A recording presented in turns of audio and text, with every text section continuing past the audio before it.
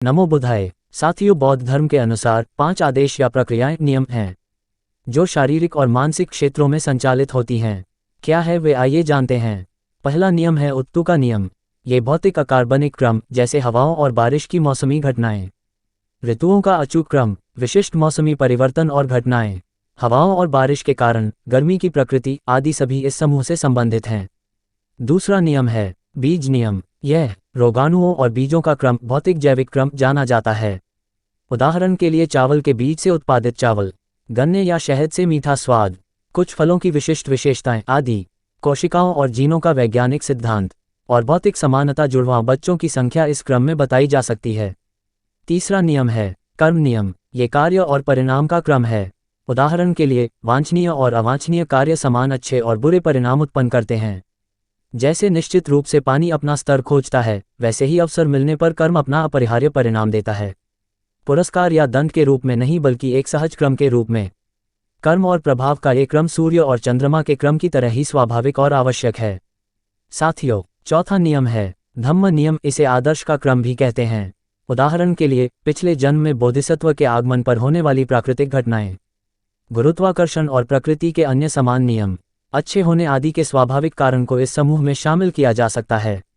और अब पांचवा नियम है चित्त नियम। इसमें आदेश या मन या मानसिक कानून, उदाहरण के लिए चेतना की प्रक्रियाएं, चेतना का उद्भव और विनाश, चेतना के घटक, मन की शक्ति आदि। जिसमें टेलीपैथी, टेलिस्थेसिया, दूर घटित होने वाली घटनाओं का आभास, रेट्रोकॉग्निशन, पूर्व ज्ञान, पूर्वाभास, दूरदर्शिता विचार शामिल हैं। पढ़ना और ऐसी अन्य मानसिक घटनाएं जो आधुनिक विज्ञान के लिए समझ से बाहर हैं। प्रत्येक मानसिक या शारीरिक घटना को इन सर्वव्यापी 5 आदेशों या प्रक्रियाओं द्वारा समझाया जा सकता है, जो स्वयं में कानून हैं। कर्म इन 5 आदेशों में से केवल एक है। अन्य सभी प्राकृतिक कानूनों की तरह वे किसी कानून देने वाले की मांग नहीं करते हैं। इन 5 में से भौतिक अकार्बनिक क्रम और आदर्श का क्रम कमोबेश यंत्रवत है, हालांकि उन्हें कुछ हद तक मानवीय सरलता और मन की शक्ति से नियंत्रित किया जा सकता है। उदाहरण के लिए आमतौर पर आग जलती है और अत्यधिक ठंड जम जाती है, लेकिन मनुष्य आग पर निर्दयतापूर्वक चला है और हिमालय की बर्फ पर नग्न होकर ध्यान करता है। बागवानों ने फूलों और फलों के साथ अद्भुत काम किया है। योगियों ने उत्तोलन किया है। मानसिक कानून भी उतना ही यंत्रवत है, लेकिन बौद्ध प्रशिक्षण का उद्देश्य मन पर नियंत्रण करना है, जो सही समझ और कुशल संकल्प से संभव है।